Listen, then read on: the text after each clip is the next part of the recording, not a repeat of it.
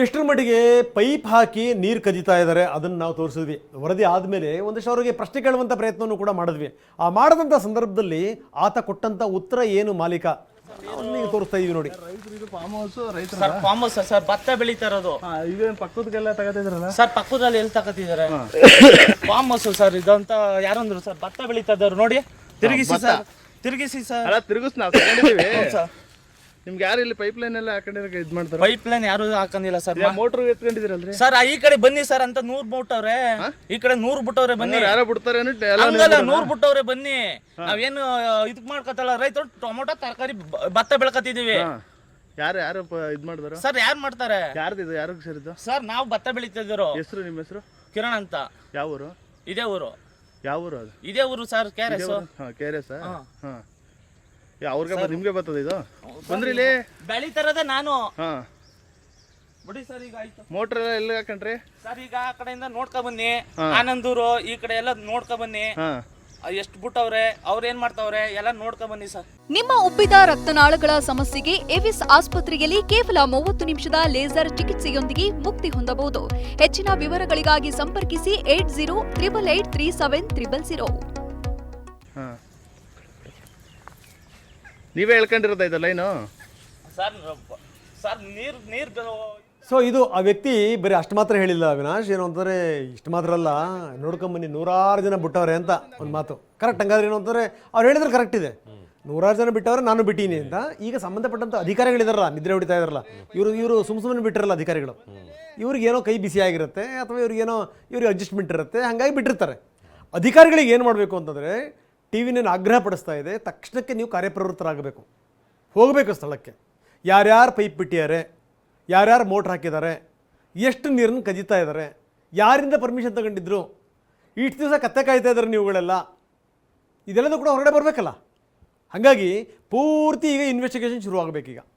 100 ಹೊಲಗಳಿಗೆ ನೀವು ಪೈಪ್ ಹಾಕಿದ್ದೀರಿ ಅಂತಂದರೆ 100 ಹೊಲಗಳ ಅವ್ರ ಮೇಲೂ ಕೂಡ ನೀವು ಕ್ರಮ ಜರುಗಿಸ್ಬೇಕು. ಆಗುತ್ತಾ? ನೋಡೋಣ ಈಗ ಏನು ಮಾಡ್ತಾರೆ ಅಂತ ಹೇಳಿ ಅಂತ. ನಾವು ಕೂಡ ಇವತ್ತು ಮಧ್ಯಾಹ್ನ ಸಂಜೆ ಒಳಗಡೆ ಒಂದು ರಿಸಲ್ಟನ್ನು ಎಕ್ಸ್ಪೆಕ್ಟ್ ಮಾಡ್ತಾ ಇದ್ದೀವಿ. ಅವ್ರು ಮಾಡಲೇಬೇಕು, ಅಧಿಕಾರಿಗಳು, ಸಂಬಂಧಪಟ್ಟಂಥ ಅಧಿಕಾರಿಗಳು ಏನು ಕ್ರಮ ಕೈಗೊಂಡಿದ್ರು ಅದನ್ನು ಕೂಡ ತೋರಿಸ್ತೀವಿ. ನಿರಂತರವಾಗಿ ಬೆನ್ನು ಹತ್ತೀವಿ. ಬನ್ನಿ, ಇದಕ್ಕೆ ಸಂಬಂಧಪಟ್ಟಂಗೆ ಜನಸಾಮಾನ್ಯರು ಕೂಡ ಮಾತಾಡಿದ್ದಾರೆ, ಏನು ಹೇಳಿದ್ರು ನೋಡೋಣ. ಸರ್, ಏನು ಈಗ ಇದು ಯಾವುದೇ ರೈತರು ಹಾಕೊಂಡ್ರ ಅಂತ ಇದಲ್ಲ ಸರ್. ಇದು ಯಾರೋ ಈಗ ಫಾರ್ಮ್ ಹೌಸ್ಗಳಿಗೆ ಮಾಡ್ಕೊಂಡ್ರ ಸರ್. ಇದನ್ನು ಸರ್ ಅದೇ ಪಂಪ್ ಸೆಟ್ ಒಳಗೆ ಏನು ಏನು ಇನ್ನೇ ಬ್ಯಾಗ್ ಈಗ ಅಣೆಕಟ್ಟೆ ನೀರಲ್ಲಿ ಡೈರೆಕ್ಟ್ ಒಳಗೆ ಹಾಕೊಂಡು ಸರ್ ಕರೆಂಟ್ ಹೇಳ್ಕೊಂಡು ನೀರು ಹೊಡ್ಕೊಂತವ್ರು ಸರ್. ಎಲ್ಲ ಖಂಡಿತ ಇಲ್ಲ ಸರ್. ಪರ್ಮಿಷನ್ ಅನಧಿಕೃತವಾಗಿ ಮಾಡ್ತಾರೆ ಸರ್. ಪರ್ಮಿಷನ್ ಅಂದರೆ ಸರ್ ಈಗ ಇವರೊಬ್ಬರೇ ಎಲ್ಲ ರೈತರು ಎಷ್ಟು ಜನ ಅವ್ರೆ ಸರ್? ನಮ್ಮ ರೈತ 100 ಜನ ಅವರೇ. ಎಲ್ಲರಿಗೂ ಕೊಳ್ಳಿ ಬಿಡಿ ಆ ಥರ ಎಲ್ಲರಿಗೂ. ಯಾಕಂದರೆ ಇವರೊಬ್ಬರೇನಾ ಸರ್ ಇರೋದು? ಎಲ್ಲರಿಗೂ. ಯಾಕಂದರೆ ಬನ್ನಿ, ರಮೇಶ್ ಬಾಬು ನಮ್ಮ ಜೊತೆಗಿದ್ದಾರೆ, ಸ್ಥಳೀಯ ಶಾಸಕರು ಏನು ಹೇಳ್ತಾರೆ ಕಣ? ರಮೇಶ್ ಬಾಬು ಅವರೇ, ನಮ್ಮ ಧ್ವನಿ ಕೇಳ್ತಾ ಇದೆಯಾ ಸರ್? ನನಗೆ ಕೇಳ್ತಾ ಇದೆಯಾ? ಈಗ ನಾವು ತೋರಿಸಿದ್ವಿ ಎಷ್ಟರ ಮಟ್ಟಿಗೆ ಅನಧಿಕೃತವಾಗಿ ಪೈಪ್ಗಳನ್ನು ಬಿಟ್ಟು ನೀರು ಹೊಡಿತಾ ಇದ್ದಾರೆ ಜನರು ಅನ್ನೋದು ತೋರಿಸಿದ್ವಿ ನಾವು. ಏನಂತೀರಿ ಸರ್? ಈಗ ನೀರು ತಗೋಬೇಡಿ ಅಂತ ರೈತರನ್ನ ಈಗ ಸಂಕಷ್ಟ ಕಾಲದಲ್ಲಿ ಹೇಳೋದು ಕಷ್ಟ ಆಗ್ತದೆ. ಈಗ ಏನೋ ಫಾರ್ಮ್ ಹೌಸ್ಗಳು ತಗೋತಿದ್ರೆ ರೈತರು ತಗೋತಿದ್ದಾಗ ನಾವೇನು ರೈತರ ಬಗ್ಗೆ ನಾವೇನು ಮಾಡ್ಲಿಕ್ಕೆ ಆಗೋದಿಲ್ಲ. ನಮ್ದು ಪರಿಸ್ಥಿತಿಗಳು ತುಂಬಾ ಕಷ್ಟ ಇದೆ. ಯಾರು ಅನಧಿಕೃತವಾಗಿ ಫಾರ್ಮ್ ಹೌಸ್ಗಳು ತಗೋತಿದ್ರೆ ಇವತ್ತೇ ಈಗ್ಲೇನೆ ನಾನು ಸಂಬಂಧಪಟ್ಟ ರಮೇಶ್ ಬಾಬು ಅವರೇ ನನ್ನೊಂದು ಪ್ರಶ್ನೆ ಇದೆ ನಿಮಗೆ.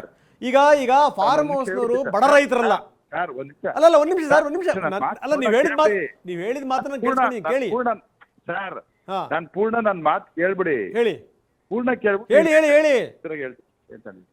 ಅನಧಿಕೃತವಾಗಿ ಯಾರು ನಮ್ಮ ರೈತರು ಬಿಟ್ಟು ಫಾರ್ಮ್ ಹೌಸ್ಗಳಲ್ಲಿ ತಗೊಂಡಿದ್ರೆ ಈ ಕ್ಷಣನೇ ನಾನು ಸಂಬಂಧಪಟ್ಟಂತ ಇಂಜಿನಿಯರ್ಗೆ ಹೇಳ್ತೀನಿ, ಹೋಗಿ ಅದನ್ನ ಏನಾರ ಇದ್ರೆ ಪವರ್ ಕಟ್ ಮಾಡೋದ್ರ ಜೊತೆಗೆ ಅಲ್ಲಿ ಏನಾರ ಪೈಪ್ ಲೈನ್ ಇದ್ರೆ ಎಲ್ಲಾನು ತೆಗೆದು ಆಚೆ ಹಾಕ್ರಪ್ಪ ಅಂತ ಹೇಳ್ತೀನಿ. ನಿಮ್ಗೊಂದಿಷ್ಟು ಇನ್ಪುಟ್ಸ್ ಕೊಟ್ಬಿಡ್ತೀನಿ ಕೇಳ್ಕೊಳ್ಳಿ. ಅಲ್ಲ, ನಿಮ್ಗೊಂದಿಷ್ಟು ಇನ್ಪುಟ್ಸ್ ಕೊಡ್ತೀನಿ ಕೇಳ್ಕೊಳ್ಳಿ. ಈಗ ಆ ಹುಡುಗನ್ ಕೇಳಿದ್ವಿ ನಾವು, ಅಲ್ಲೇ ಯಜಮಾನನ್ ಕೇಳಿದ್ವಿ. ಆ ಹುಡುಗ ಕಿರಣ್ ಅಂತ ಅವ್ರ ಹೆಸರು, ನಿಮಗೆ ಗೊತ್ತಿರಲಿ ಅಂತ ಹೇಳ್ತಾ ಇದ್ದೀನಿ. ಅವ್ರು ಹೇಳಿದ್ದೇನು ಅಂತಂದ್ರೆ, ಸ್ವಾಮಿ ನಾವಷ್ಟೇ ಅಲ್ಲ, ಸುತ್ತಮುತ್ತ ನೋಡ್ಕೊಂಬನ್ನಿ, ಫಾರ್ಮ್ ಹೌಸ್ನವ್ರು ಯಾರ್ಯಾರು 100 ಪೈಪ್ ಬಿಟ್ಟಾರೆ ಅಂತ ಹೇಳಿ ಅಂತ. ಸರ್, ಫಾರ್ಮ್ ಹೌಸ್ ಈ ಬಗ್ಗೆ ನನ್ಗೆ ಗೊತ್ತಿಲ್ಲ. ಎಲ್ಲ ಹಿಂದೆಯಿಂದ ಮಾಡ್ಕೊತಿದ್ರು. ನಾವೇನು ಅದಕ್ಕೆ ಹಿಂದೆ ಮಳೆ ಬೀಳ್ತಿತ್ತು, ನೀರನ್ನ ಅಭಾವ ಇರಲಿಲ್ಲ, ನೀರು ಇದು ಮಾಡ್ಕೊಂಡು ಮಾಡ್ತಿದ್ರು. ಈಗ ತಾವು ತಮ್ಮ ಮುಖಾಂತರ ಗಮನಕ್ಕೆ ತಂದಿದ್ರೆ ಸರ್. ಈಗಲೇ ಅದ್ರ ಬಗ್ಗೆ ಕ್ರಮ ತಗೊಳಕ್ ಹೇಳ್ತೀನಿ ಸರ್. ಈಗ ನೀವು ಮಧ್ಯಾಹ್ನ ಅಷ್ಟೊತ್ತಿಗೆ ಕ್ರಮ ಜರುಗಿಸ್ತೀರಿ ಹಾಗಾದ್ರೆ? ಮಾಡ್ತೀವಿ ಸರ್, ಮಾಡ್ತೀವಿ. ಓಕೆ, ಇಲ್ಲ ಅಂದ್ರೆ ರಮೇಶ್ ಬಾಬು ಅವರೇ ಮತ್ತೆ ನಾವು ಬೆನ್ನು ಹತ್ತೀವಿ, ಮತ್ತೆ ನಾವು ವರದಿ ಮಾಡ್ತೀವಿ, ಮತ್ತೆ ನೀವು ನಮ್ಮ ಜೊತೆ ಮಾತಾಡಬೇಕಾಗತ್ತೆ. ಡೆಫಿನೆಟ್ ಆಗಿ ಸರ್, ಡೆಫಿನೆಟ್ ಆಗಿ. ಓಕೆ ನೋಡೋಣ. ರಮೇಶ್ ಬಾಬು ಅವರು ಆಶ್ವಾಸನೆ ಕೊಡ್ತಾ ಇದ್ದಾರೆ, ಇವತ್ತು ಮಧ್ಯಾಹ್ನದೊಳಗಡೆಗೆ ನಾವು ಕ್ರಮ ಜರುಗಿಸ್ತೀವಿ ಅಂತ. ರಮೇಶ್ ಬಾಬು ಅವರು ಯಾವ ಕ್ರಮ ಜರುಗಿಸ್ತಾರೆ ನೋಡೋಣ. ರೈತರು ಏನಾದರೂ, ಬಡ ರೈತರು ಏನಾದರೂ ಹಾಕ್ಕೊಂಡ್ರೆ ನಾವು ಬೇಡ ಅನ್ನೋ ಕಾಲ ಸರ್ ಅಂತ. ಬಡ ರೈತರಲ್ಲ ಸ್ವಾಮಿ, ಹೊಟ್ಟೆ ತುಂಬಿರೋರು, ಫಾರ್ಮ್ ಹೌಸ್ನವರು. ನೀವು ಹಾಗಾದರೆ ಬೇರೆಯವ್ರಿಗೂ ಕೊಡ್ತೀರಾ? ಈ ನೀರನ್ನು ಅವರೆಲ್ಲವನ್ನೂ ಕೂಡ ಸಂಗ್ರಹ ಮಾಡಿ, ಅಥವಾ ಈ ನೀರನ್ನು ಏನಾದರೂ ಗಿಂಕರ್ಗಳಲ್ಲಿ ತುಂಬಿಸಿ ಅದನ್ನು ಮಾರಲ್ಲ ಅನ್ನೋದು ಏನು ಗ್ಯಾರಂಟಿ?